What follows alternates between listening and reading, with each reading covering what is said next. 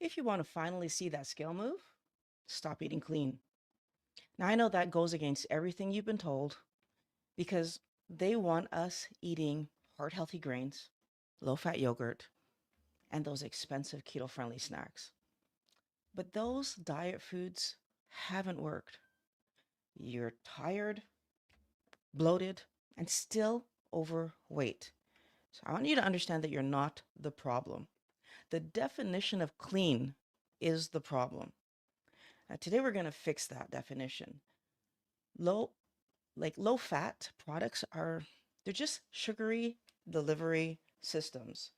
And those keto labels that we see on products are distractions.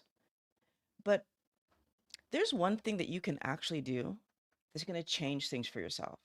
It's a rule that breaks the cycle. And I want to talk about that today. You don't have time to read labels because you're busy. Like we all work all day. And we then most of us have kids to care for. If you don't have kids to care for, you have pets to care for. We have so many things that we try to accomplish in a day. And that's why we make this critical mistake. We trust the front of the box, right? You don't have time to read the back, or at least we think we don't have time to read the back. And so we look at the front and they give all these claims of what this healthy food is going to do. We see keto, low carb, heart healthy, and we throw it in our cart. But that food that the food industry wants us to eat, they know that we're so busy, we are not turning it over. We're not reading the labels. We're not verifying what's in this stuff. And because we're not verifying what's in this stuff, there's like sometimes 50 plus ingredients on a very simple product that if we made that thing at home, it would not have taken 50 ingredients. And as a matter of fact, they're so confident that we are not going to read the back of the packaging. They write things on there very blatantly, right? The fillers and the chemicals, and they are able to be compliant with all the legal rules of what they have to tell us is in there. Every chemical is listed. Now, granted, they will list the chemicals in a way that, the average person can't really tell what it is, but the sugar count is there. So despite the front of the packaging saying heart healthy, saying healthy for us and our families to eat, that sugar count that is extremely high, those chemicals that need not be in there, red dye number 5, and all the stupidity is on the packaging because they can put it there because they know we're not reading it. And the result is that convenient food ends up spiking our insulin and causes us to crash around 2, 3 p.m. You know that crash that you have?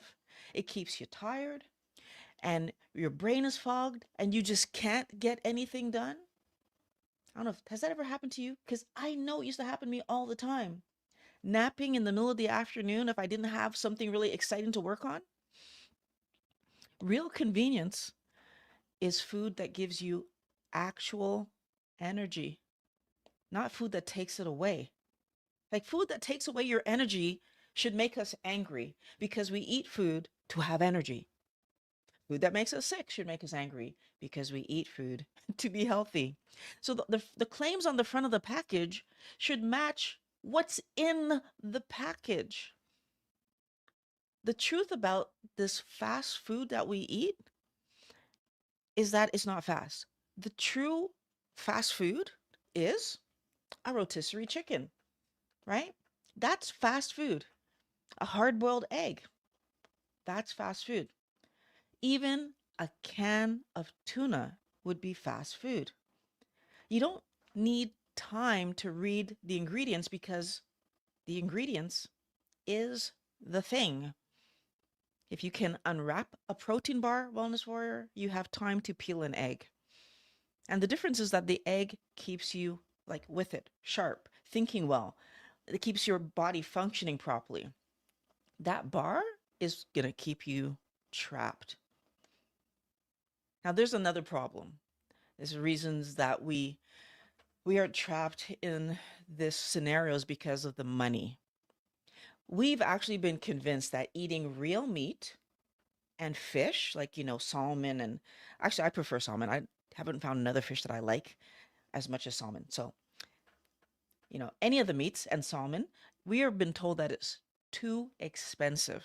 We can't afford to eat that way. So what do? We eat pasta with marinara sauce, or we eat, rice with like the smallest piece of meat, right? Because we're trying to be efficient in our spending. But I want you to look at what you actually are paying for when you buy these diet foods. You're paying for marketing slogans, fancy labels, pretty packaging, celebrity endorsements, and very, very convincing lies. All of that stuff makes these products really, really expensive.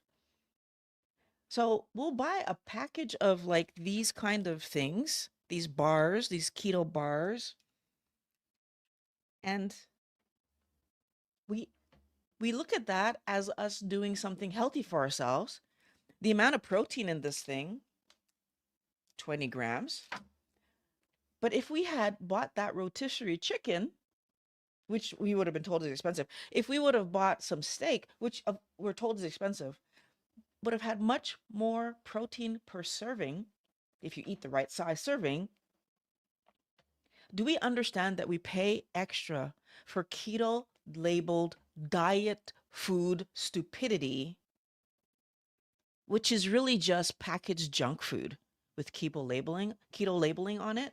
I mean, the list of chemicals on this ingredient list, right? Polydextrose, which is a fiber, like glycerin, sodium's caseinate, lecithin. It's a bunch of junk food with a label on it that makes people that are keto feel safe to eat it. And you're paying for that. You're paying to stay hungry, wellness warrior, because those processed foods are full of carbs and fillers, and they get you to store fat, because that's what happens when you eat a bunch of carbs. You store fat and you end up hungry again. So I eat the expensive snack and end up hungry. And you're hungry like within 2 hours, right? And you're looking for what? Another snack, because it's not time for lunch yet, or not time for supper yet. And you're looking for another snack. That mid-afternoon crash that happens. You're constantly refueling. I put my hand up because that was me. How much money have you spent on keto replacement stupidities, right? Whether it's snacks like that, whether it's, I still have coconut flour and stevia in my pantry. What a waste of money. I bought those things thinking that I'm going to be able to make healthy versions of these junk foods that I used to eat. Wellness warrior, when you switch to real food, so that's meat, fish, poultry, and eggs, you're buying satiety. When you eat meat or eggs and you're full for hours, like when you're not thinking about food every 5 seconds and you can go 24 hours without even thinking about what you're going to make to eat, I want you to think about the money that you would actually save when, well, first of all, when you're not snacking. Let's just do that. That I'm not buying a bunch of snacks means money saved. But then when you actually follow your hunger, I'll talk about what happened to me. Breakfast fell away within 2 weeks of starting keto, right? I was instructed that you have to eat your 3 meals and eat to satiation and doing all the things. And within I would say 2.5 weeks ish, no longer hungry for breakfast. And then over the course of the next month and a half to 2 months, lunch fell away. And in a very short time frame, by for sure by the time I was 5 months in, I was eating one meal a day and shocked as hell. I don't think anybody could have been more shocked than me that I could go a full 24 hours easily, easily, not caring. Am I speeding up the time frame of that? Maybe it was after I was at goal weight that I started doing the 24 hours. I think it was after I was at goal weight. I don't want to even, I'm not, I don't want to give you a misunderstanding of what happened. I know breakfast fell away within the month. That was for sure. But I think I was actually at goal weight. I was at goal weight after 5 months, by the way, just to throw that out there. All the lies of the diet food. That doesn't work. But to be able to go 23-ish hours not caring about food, make a meal at around, 22 and a half hours and eat it by the 23rd and then, go about my bit. Oh my goodness. It's lovely. It is so lovely. So you save money. You save money when you're not buying garbage, first of all, because you can actually afford to buy the steaks. You can actually afford to buy salmon. You're not You're not stuck to eating canned fish because you can't afford the fresh stuff, which was a thought I used to have. Oh, fresh fish is so expensive. How do people afford that? You afford it because you're not buying all the junk. Now, this is going to bring us to another problem, right? And it's the hardest hurdle that most of us will ever need to get over because it's not about time, it's not about money, it's the fear of letting go of sweet taste, of fun taste, of excitement of food, right? We we just don't want to do it. We tell ourselves that I need my keto cookie, right? That's the thing that's the bridge between me and real sugar. And if I don't have that bridge to get me away from the real sugar and get me to this land of I eat healthy all the time, well then I'm going to eat real sugar. And there's so much wrong with that. Because if I think that the only way for me to not eat real sugar is to have these stevias and these artificial sweeteners that we have learned in the past 2 years are actually possibly causing real health issue, like not just weight gain, it's real internal health damage. If I think that the only way that I can put down real sugar is by either these problem sweet replacements like the artificial sweeteners or stevia, which is a natural thing, but stevia, which I just learned the other day from Dr. Chafee, stevia has been used in many countries as a natural substance to help you to not get pregnant, like as a birth control method. So, how many people are using stevia to sweeten their coffee or their keto snacks and whatever, and then struggling to get pregnant, not realizing that they're ingesting this natural birth control, according to Dr. Chafee. Again, we just take companies' words for it that what this thing is going to do is what it's going to do, and there will never be a side effect ever. There's never any unwanted effects of this stuff. Not true. Okay, I'm going off topic. I'm sorry about that. I need to refocus myself. What you need to understand is what's happening biologically when we eat sugar. And oh, to go back to my point though, if I tell myself that the only way that I can avoid eating sugar is by eating these replacements, that actually means that the replacements can never leave my life. This is no longer a bridge to get me to healthy land, to get me to this place where these these things aren't kicking my butt anymore. These things aren't problems for me anymore. It's no longer a bridge to those things because in my mind I've convinced myself, but I need these sweet tastes so I don't go back to sugar. How will I walk forward to the world where there isn't any sweet taste? And now we're trapped.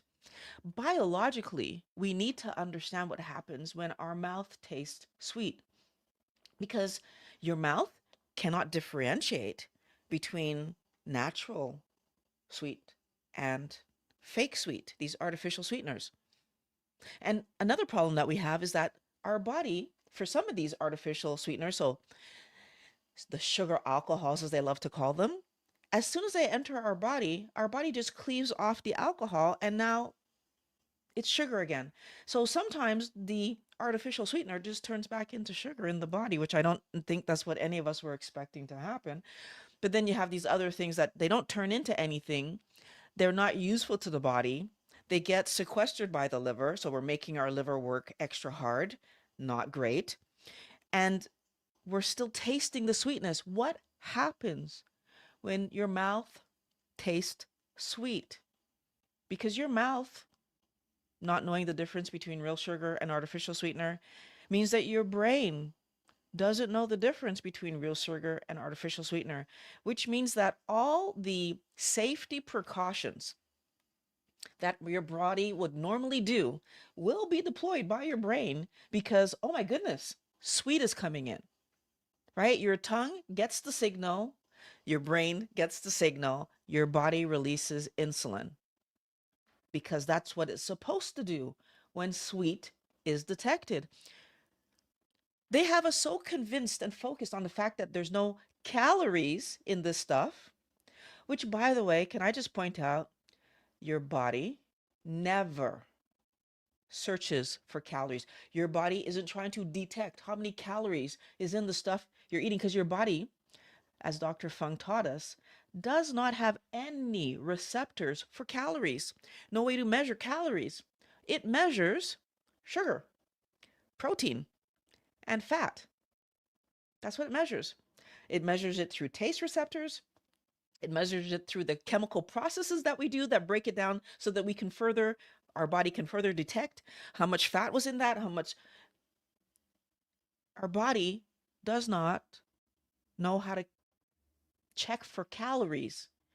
So the companies telling us that it's low in calorie is them telling us something that doesn't matter. It just doesn't matter. It's like you buy a house and then they tell you that your house is very low in I don't know, cheese factory production equipment. Okay? Does that matter? Were you expecting your house to have cheese factory production equipment? Not likely. It doesn't make any sense. So what your body does is absolutely correct. It prepares for a load of sugar coming in that never comes in. And now we have a new problem, right? Because insulin was risen. It was risen a lot because your mouth is like, there's a lot of sugar coming. And fat burning shuts down. We don't need to make energy. We've got this influx of energy that shouldn't be coming in that we need to do something with. And so your body rises insulin to get that excessive amount of sugar out of your blood system, even though if it was a true artificial sweetener, no sugar came in. Now, if it was a sugar alcohol, yeah, it does have some work to do. And if it was real sugar, yeah, it does have some work to do. But what this means, no matter whether you had a nice piece of fruit as your snack, one of these things as your snack, or a completely pretend uh, artificial sweet something, like maybe you drank a diet soda, your body just threw a bunch of sugar, like actual real sugar. So there's no air quotes there. Sorry, there's no air quotes. Real sugar. Your body just took sugar out of your blood, real sugar, because it tasted sugar coming in. But what happens is that no sugar comes in. So your blood sugar is going to go down, fat storage, and then your body's going to say, oh, wait, we don't have enough sugar. Please go out and get me some food. Why? Because it's easier for sugar to come in than for it to pull fat, so energy out of fat storage. Once you put sugar in fat storage, do we see the confusion that we create for our body when we do this? This keeps us obsessing over the next snack that we're going to have. What are we having next? I'm hungry. I need to eat. What am I going to eat next? Wellness warrior, you aren't craving food. You are chasing that dopamine hit that happens in your head because, by the way, when you eat a lot of sugar, your brain gets triggered and it's being triggered. So that dopamine is happening because there is this biological thing that happens in a human that says that when you eat something sweet, it's safe. It's a it's a safe way to store energy for winter. Now we are currently going into winter, right? So yes, yeah, that's a thing. But do we need to be doing that 3 to 4 times a day? And typically in the history of us being us, we wouldn't have been doing that. And the problem is that none of us are eating that keto treat because we want to store sugar as fat. We're eating that keto treat because we think it's a bridge to this new world of eating better. But I need you to understand that it's actually an anchor. It's holding you hostage. It's you're hostage to your cravings because we are never allowing our mouth to retrain on the healthy food that the keto doctors, so Dr. Westman, Dr. Fung, Dr. Barry, Dr. Berg, Dr. Eckberg, these keto doctors have told us that we should be focused on. Dr. Eid, we're not focusing our attention on the right stuff. The only way that you can actually stop the cravings is to stop the sweet taste from ever coming in. You don't need a bridge from this stuff to this stuff. You don't need a bridge. That's not what you need. What you need is to stop letting the sweet taste of any of that stuff into your mouth. You need to starve that craving cycle, right? If you starve it from, it doesn't get those sugars anymore. Yeah, it's gonna change everything. So the rule that I want you to follow, I'm gonna actually give it to you as a challenge, Wellness Warrior. I look forward to you coming back to me in a month. And I want you to do this in my most recent video. So what's going to happen is a month from now, I want you to come to the most recent live stream and say, Violet, I took your challenge last month and these are the results. So here's how I want you to think about this. This is what I want you to do for the next month. When you look at food, I want you to only take foods that have no label. I want you to see what happens if you do that. No label on them. What does that mean? They are one ingredient foods. So remember that like fast food rotisserie chicken that we talked about? Actually, maybe that wouldn't even qualify because that probably has some other spices. But I think most rotisserie chickens are just chicken, salt, right? So I want you to be able to look at this thing and say, I'm cooking chicken and it's chicken. And then I'm putting one on it, salt, and that's salt. And if you choose to put another spice, it's one spice. Everything that you use should be singular so that there's no extras in any of the stuff, right? There's no when you buy those combo stupid spices, often if you read the label, there's actually sugar in there. Other words for sugar, dextrose. Um, like there's they have other things. If it's a marinade, like these sauces, you'll have high fructose corn syrup in there. They have ways of adding extra sugar to stuff so that we don't even realize that we're putting sugar on our healthy foods. Now, of course, by doing one ingredient foods, this eliminates junk food altogether, right? There's no junk food that's going to be in your diet because one ingredient. But I also want you to tackle the insulin spikes. So, in order to do that, the one ingredient foods that I want you to choose are the ones that don't taste sweet. Now, yes, I know. This is one rule, right? It's one ingredient foods that are low in carbohydrate. That's the rule I want you to do.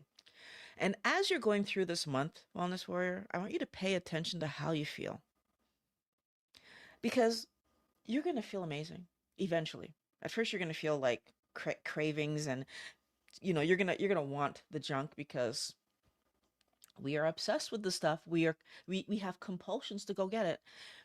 But once you get through like 2 to 3 weeks of this, by the time you're at your third week, how do you feel? Because you're likely going to feel so much more focused, so much calmer.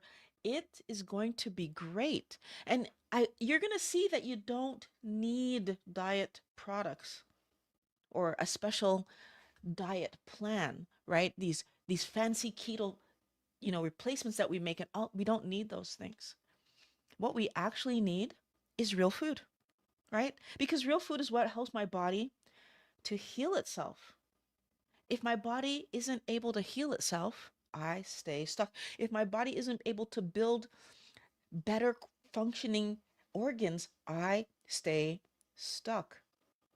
The ultimate goal here is to heal my body, Wellness Warrior, because a healthy body regulates its weight.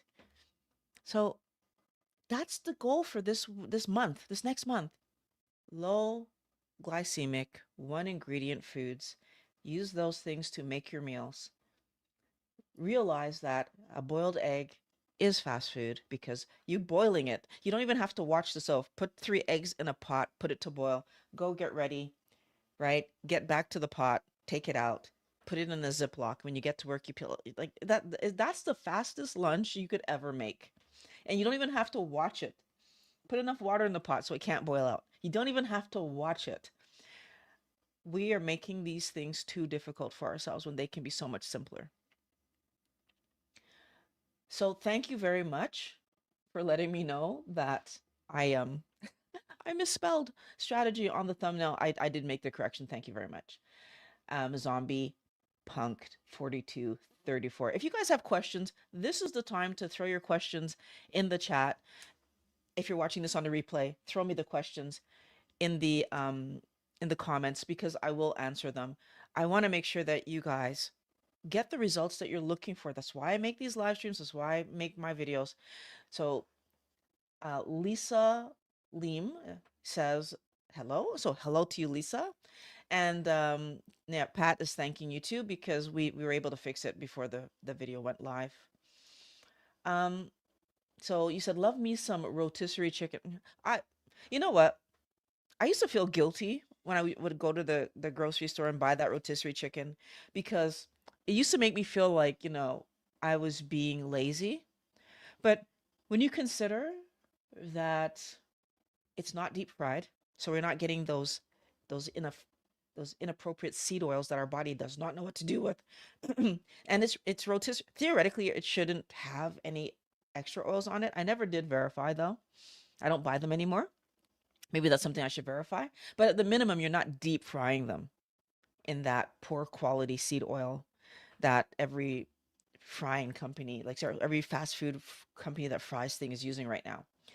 And it tastes good, right? And what I remember of it is that there weren't much spices on it. It was pretty much, from what I can remember, just salt, maybe a little bit of black pepper, but it wasn't like a very spiced up thing.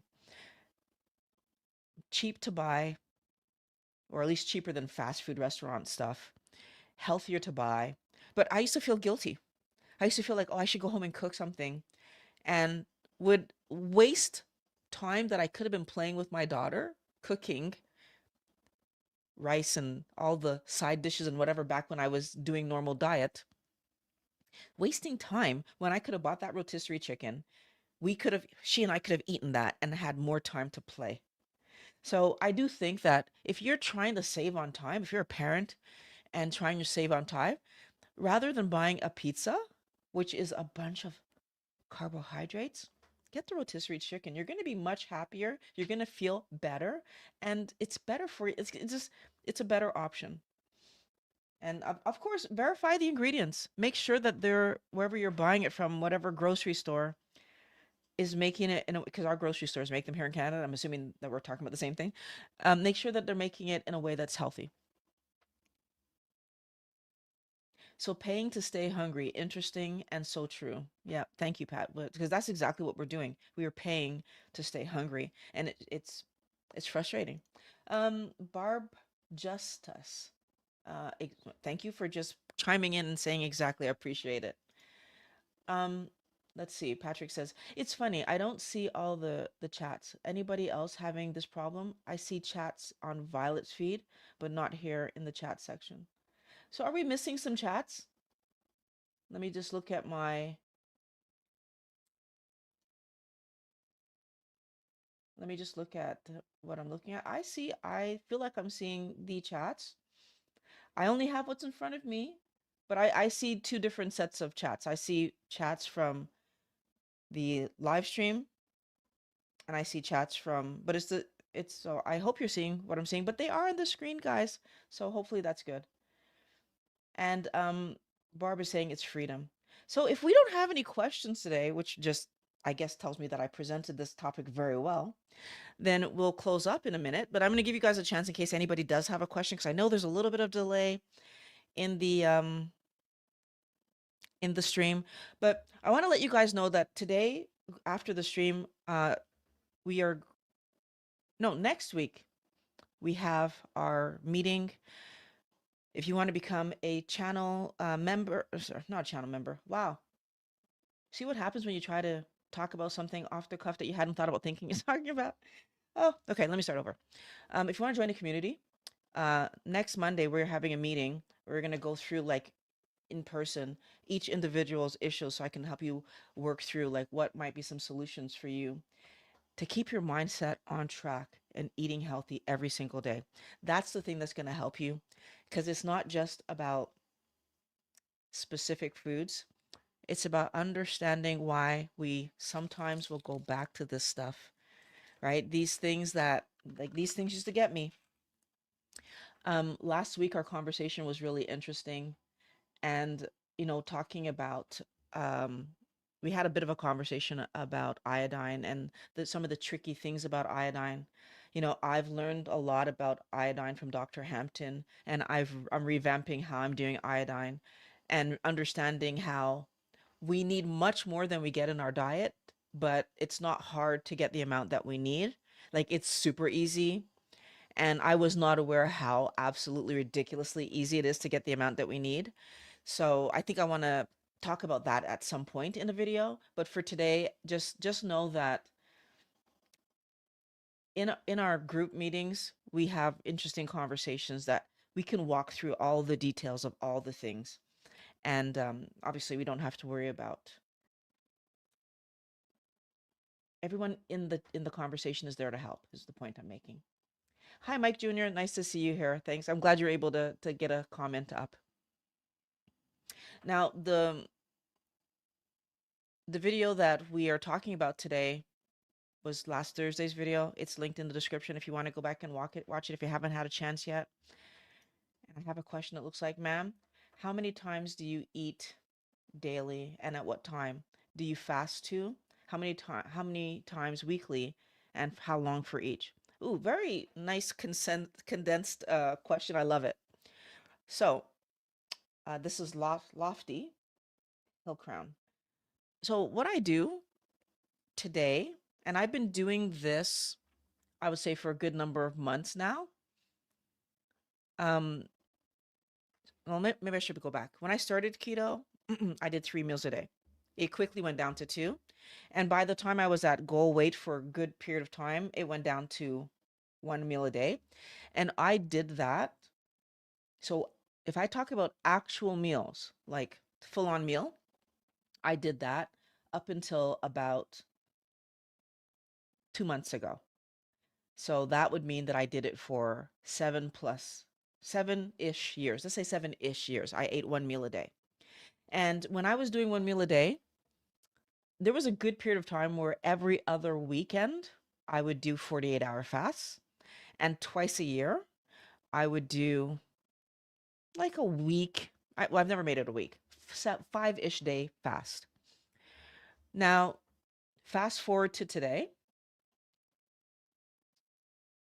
I've added back lunch because I'm removing some of my coffees were never like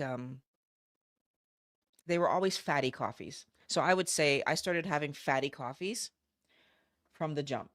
So I was adding either butter or ghee or coconut oil. I stopped adding coconut oil because I realized it was like making my skin not like my skin wasn't creating itself the way it should be. So I was having a lot of dry skin and whatever. When I removed the coconut oil from my diet, my skin started to basically be what it is today. It's perfectly fine. No more dry skin, no more rashes. All the rashes went away. So it's very rare that I would use any avocado oil. And that would be more likely if I was making some mayonnaise or something. But most of my meals don't require mayonnaise anymore. So I've stopped making that. Um, so today, I still have one real meal, so like a meat meal, but I do have a smaller lunch meal of bacon. Most of the time, it's just bacon. Um, Theoretically, if I felt like it, I would have sausage, but that's only happened maybe twice in 2 months. So I normally have some bacon at lunch and then some sausage. And the reason for this is because when I removed my second coffee, since I'm not having that 45 grams of fat in the middle of the afternoon, because I kept the morning coffee purposefully. I didn't want to create the situation where I'm waking up and having a coffee in the middle of the afternoon and then being a little buzzy and not being able to sleep. So I figured if I'm going to remove a coffee, I should move the one closer to bedtime. And so yeah. So that's what I do now. Oh, by the way, I transitioned. You asked me what I eat as well, right? I I transitioned from keto to, I would say, keto where I was having like a very low carb version of keto where I was having avocado 1 day a week and I was having a salad once every 2 weeks and I was having olives 1 day a week. So that would make 2.5 days per week that I was having vegetation. And all the other days I was having just meat for supper. So coffee, coffee, meat for supper. Or coffee, coffee, avocado and meat, coffee, coffee, olives and meat. And I did that for about a year and a half to 2 years. I'm not exactly sure how long. I wasn't really paying that much attention. I just like the ease of only having to cook meat at supper time. And then after my conversation with Dr. Chafee 2 years ago, I'm going to say it is about at this point, 2-ish years ago, maybe. Yeah, we must be going on to 2 years now. I really went no veg. So I dropped the avocado, I dropped the salads, and I dropped the olives. Haven't had any of those things in the last 2 years. And then, like I said, in the last few months, I've dropped that mid-afternoon coffee. I'm trying to get rid of the coffee now. That's the only other veg that's still in my diet. When I decided to drop the avocado and olives, I also dropped the spices because Dr. Chafee explained to me that spices are the most potent part of the plant, which means that it's actually the plant's defense mechanisms that we are putting on our food to entertain ourselves. And that just didn't make any sense to me, right? I don't entertain myself with junk, right? And especially with something that's trying to harm me, right? Like that it made no sense what I was doing there. And I've lived that story already because nightshades, which is another spice family, so vegetable and spice family, I had to remove because paprika and red peppers, which are spices, are also nightshades. They were already harming my joints. Like that, I learned 7 years ago when I first started keto that nightshades and me didn't actually get along. Once I cleaned up the sugar, my body was able to show me that. So all that to say, wellness warrior, that it's not always obvious what you need to remove. And by slowly whittling things down, I was able to see the things that were having huge negative impacts on me. And then these other things that were not having a huge negative impact, but they were still having an impact. I don't know what the impact was. So let me be clear about that. It's not like I got a diagnosis that said, oh, you need to remove avocados. What I did is I had a conversation with Dr. Chafee, Dr. Eid, and Sally Norton. So Georgia Ede, Sally Norton, and the three of them in the and their interviews were really close together. If you go back and look at my channel, like they're boom, boom, boom, they're really close together. Those three conversations helped me to understand that even if I don't know in this moment the damage being done to me by avocados, for example, or from olives, for example, it doesn't mean that the damage isn't happening. For example, Dr. Ede promote, um, sorry, Dr. Ede helped me to recognize that whenever you take, let's say, a medication, well, that medication has a hoped for impact on whatever you're taking it for. But then it's going to have a bunch of other impacts on your body because we don't have the ability to send something in and it targets just one thing. And so if we can't do that with this medication that we're constantly talking about, how the heck are we doing that with food? Like, why is it that I think that because I eat, let's say, go back to those red peppers, that because I'm eating red peppers because of whatever vitamins and minerals and blah, blah, blahs that are in it, that the solanine and the other toxins in that red pepper isn't going to impact me and cause me to have sore joints. And guess what? I wasn't able to guarantee that. And it was causing me to have sore joints. How do I know? Removing nightshade vegetables from my diet while I was still eating all the other vegetables stopped my joint pain. And as long as I made sure that there wasn't any paprika in my food or any red peppers or green peppers or all the peppers, any kind of that pepper from that Solanine family, I stopped eating eggplant. Potatoes had already been removed from my diet. But all the things that are in that nightshade family is when I removed them and was really vigilant about it, right? My joint pain went away. And if I made a mistake, which could be like I made a mistake and I ate something that I didn't know was a nightshade, or I had something that was pre-made, maybe by a friend or by a restaurant, and it had paprika in it. Did I know? Yeah, I knew because I would feel my joints kind of like, no, they're hurting me. So I hope that that answers your question. I want you guys to be able to look at your diet and make good decisions. It's not about what I'm eating. So let me just point that out. I mean, I can sit here and tell you what I'm eating, but I I'm not sure if the video went up already or not. Maybe it didn't go up yet. And I have a video coming up soon about you eating what I eat and the dangers of that. Because can you imagine for a second, Wellness Warrior, if I would have eaten someone else's diet? So let's say that I know Dr. Westman has a food list. And if I would have taken that food list and said, these are the things I can eat, and I'm eating those things on that list, well, I don't know if red peppers and green peppers and all that stuff is on that list. I don't know. I mean, I'm pretty sure potatoes aren't there, but eggplant might be there. If I was just following the food list without really paying attention to how my particular body was reacting, like I was just making sure whatever ingredients I put, I was making sure that I was always under 20, but not really paying attention to how,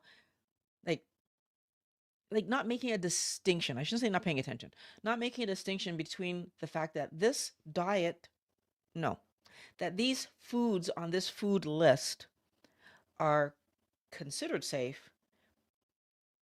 Why? Like, why are these foods considered safe? And it was based on one criteria and one criteria only: carb count. These foods were not considered safe because the plant that created this fruit, or yeah, fruit, I think usually, or the plant that we're actually eating, if we're eating the actual plant, is not because it's toxin free. It's just less carb. And as I started to look at foods that way, my entire mind about what to eat changed. And I'm really encouraging you all to allow yourself to look at food this way. Like, again, come join the community. We can have these conversations. We can walk through what you're doing. But the truth of the matter, this is the answer. How does food impact you? How do you know which ones to choose? And then once you have chosen what you're going to do, like me, carnivore, I only eat meat, fish, poultry, eggs, salt. That is the extent of what I eat. And people are gonna be, oh, but Violet, aren't you bored eating that? Nope. Every meal is delicious. Yesterday, I had the best pork chops I've ever had. They were delicious. And I was saying, I remember Pat cooked them for me. And I was saying, I never cook in butter. I put butter in my coffee, but I never cook in just butter. And he convinced me, like, I'm going to start cooking some of my pork chops sometimes. I like cooking them in bacon fat, but I'm going to start cooking them in butter sometimes too. Just butter. It was the best tasting just butter. I feel like we are so I spice my stuff. I just realized that. I do spice my stuff with bacon, right? I like this taste of bacon cooked into other things. And now I'm going to be spicing my stuff with butter. Now, Dr. Chafee talks about butter, and he has cautioned against. Dr. Eat cautioned against butter too, right? That it does have the ability to be obesogenic, apparently, because, you know, milk is a product that is there to help a cow grow fast, just like our milk helps a child grow fast, right? And so again, I will play with all these ideas. I will pay attention to what I'm doing. But ultimately, the goal that I currently have is to help myself one step at a time. And that's what I'm asking you to do in this video, right? Take the next month, focus your attention, one ingredient foods that are low in sugar. Just do that for the month. How does it help you to reset if you need to reset? How does it help you to stay on track? That's what I need you to do, Wellness Warrior, to stay on track. So if this video is helpful, I'm happy because that's the reason that I do all of this. So I'm looking forward to talking to you guys again next week. I'm going to be in the in live stream again, and I'm new. New here and happy to be here. Oh, I'm so happy to have you, Pauline. I'm not sure how to say the last that last part, and I don't want to say it wrong, but I'm so happy to have you here, Pauline. I'm glad that you found the live stream, and thank you, Pat, for putting up the link if you want to come join the community. We have fun over there. We have long conversations, and honestly, I have fun talking to you guys. So the more people over there, the better. I want to have these conversations. I want to help you get your health back. So click on the link. I'll see you in the I'm going to put a video up here, probably something about getting over cravings, since that's what the kind of the topic is of today. Once I have the ability to do it when the live stream is processed. I'll talk to you guys again next Monday, 11:20, so that anybody who's new to watching this knows 11:20 every Monday, Eastern time, you can find my video live, or my live stream live. It's not a video. Talk to you soon. Bye, guys.